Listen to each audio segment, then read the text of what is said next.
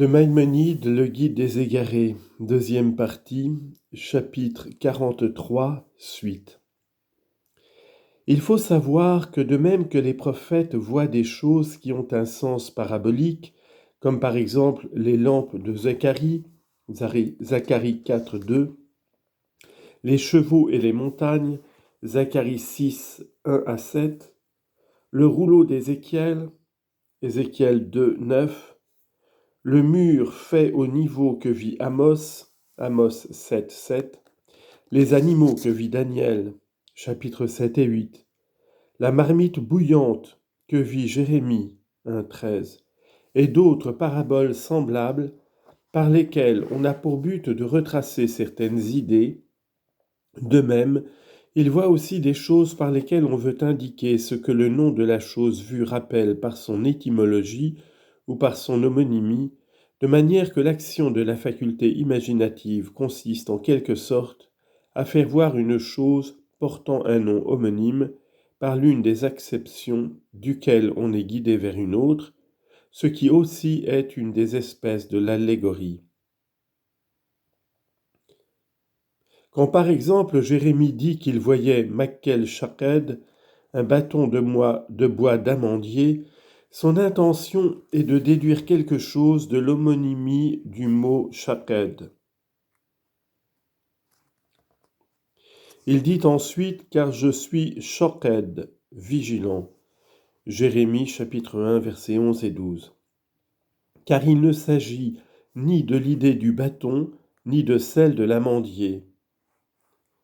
De même, quand Amos voit Kelub Caïs, un panier de fruits d'été, c'est pour en déduire l'accomplissement du temps. Il dit « car le qas ou le terme est venu ». Amos 8, 2.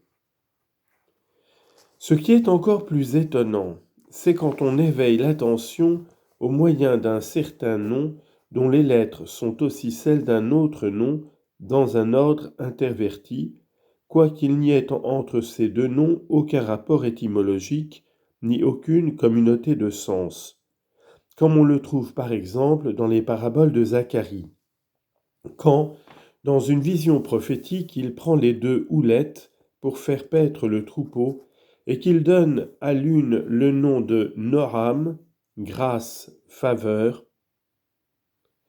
et à l'autre celui de Hobelim, destructeur. Dans cette parabole, on a pour but d'indiquer que la nation dans son état primitif jouissait de la faveur de l'Éternel, qui l'a guidée et l'a dirigée, qu'elle était joyeuse d'obéir à Dieu et en éprouvant du plaisir, et que Dieu lui était propice et l'aimait, comme il est dit, « Tu as aujourd'hui exalté l'Éternel, et l'Éternel t'a exalté ». Deutéronome 26, versets 17 et 18. Lorsqu'elle était guidée et dirigée par Moïse et par les prophètes qui lui succédèrent, mais qu'ensuite elle changea tellement de disposition qu'elle eut en aversion l'obéissance à Dieu, de sorte que Dieu l'eut en aversion et qu'il fit de ses chefs des destructeurs comme Jéroboam et Manassé. Voilà quel est le sens selon l'étymologie. Car Hobelim est de la même racine que Mehabelim, Mehabelin Keramim, qui détruisent les vignes. Cantique des Cantiques 2.15.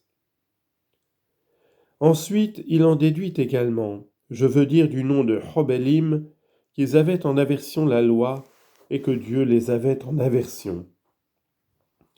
Mais ce sens ne peut être dérivé de Hobelim qu'au moyen de la transposition des lettres Het, Bet, Lamed. Il dit donc, à l'égard de l'idée d'aversion et d'abomination que renferme cette parabole, « Mon âme s'est retirée d'eux, et leur âme aussi a eu de l'aversion, Bahala, pour moi. » Zacharie 11.8. Et il transpose les lettres Habala pour en faire Bahala. Selon cette méthode, on trouve des choses extraordinaires qui sont également des mystères dans les mots Nehoshet, Qalal, Rerel, Herel et Hashmal, employés dans la Merkaba. Dans divers passages, on trouve d'autres mots qui, après cette observation, te deviendront clairs par l'ensemble du discours si tu les examines bien dans chaque passage. Chapitre 44. La prophétie n'a lieu qu'au moyen d'une vision ou d'un songe, comme nous l'avons exposé plusieurs fois, de sorte que nous n'avons plus à le répéter. Nous dirons maintenant que lorsque le prophète est inspiré, il voit parfois une parabole, comme nous l'avons exposé à plusieurs reprises. Parfois, il croit voir Dieu qui lui parle dans une vision prophétique, comme on a dit. Isaïe 6, 8. Et j'entendis la voix de l'Éternel qui disait, « Qui enverrai-je et qui ira pour nous ?» D'autres fois, il entend un ange qui lui parle et qu'il voit, ce qui est très fréquent, comme dans ces passages, « Et l'ange de Dieu me dit » Genèse 31, 11. Et il me dit, « Ne sais-tu pas ce que signifient ces choses ?» Et l'ange qui me parlait répondit, Zacharie 4, 5. Et j'entendis un saint qui parlait, Daniel 8, 15, 8, 13. Cela est trop fréquent pour qu'on puisse énumérer tous les exemples. D'autres fois, le prophète voit un personnage humain qui lui parle, comme il est dit dans Ézéchiel 40, 3 et 4. Et voici un personnage dont l'aspect était comme celui de l'airain. Et ce personnage me dit, fils d'homme. Après qu'on avait dit d'abord, au verset 1, la main de l'Éternel fut sur moi. D'autres fois, enfin, le prophète, dans la vision prophétique, ne voit aucune figure, mais entend seulement des paroles qui s'adressent à lui, comme a dit Daniel, « Et j'entendis la voix d'un homme du milieu du fleuve Oulaï. » Daniel 8, 16. Et comme a dit Éliphaz, il y avait du silence et j'entendis une voix. Job 4, 16. Et comme a dit aussi Ézéchiel, et j'entendis quelqu'un qui me parlait. Ézéchiel 2, 2. Car ce qui lui parlait, ce n'était pas cette chose qu'il avait perçue dans la vision prophétique, mais, après avoir raconté en détail cette chose étonnante et extraordinaire qu'il déclare avoir perçue, il commence à exposer le sujet et la forme de la révélation, et il dit « J'entendis quelqu'un qui me parlait. »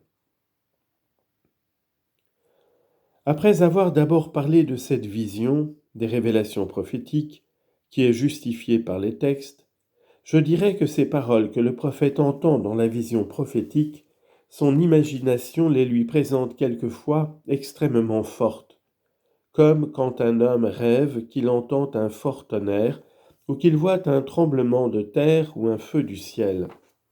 Car souvent on a de ces rêves. D'autres fois, les paroles qu'il entend dans la vision prophétique sont semblables au langage habituel et familier, de sorte qu'il n'y trouve rien d'étrange. C'est ce qui te deviendra clair par l'histoire du prophète Samuel, qui, lorsque Dieu l'appela dans un moment d'inspiration, croyait que c'était le prêtre Élie qui l'avait appelé 3 fois successivement.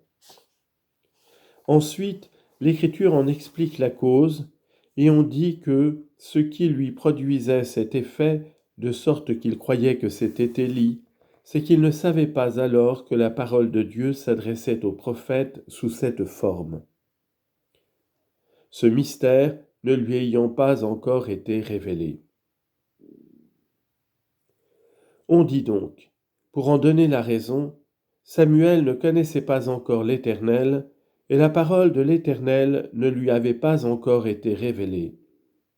1 Samuel 3, 7. Ce qui veut dire qu'il ne savait pas encore, et qu'il ne lui avait pas encore été révélé que c'était ainsi que se manifestait la parole de l'Éternel. Quand on dit qu'il ne connaissait pas encore l'Éternel, cela signifie qu'il n'avait eu auparavant aucune inspiration prophétique, car il a été dit de celui qui prophétise « Je me fais connaître à lui dans une vision ». Nombre 12, 6. La traduction du verset, si on a égard seulement au sens, serait donc celui-ci. Samuel n'avait pas prophétisé auparavant, et il ne savait même pas que ce fût là la forme de l'inspiration prophétique. Il faut te pénétrer de cela.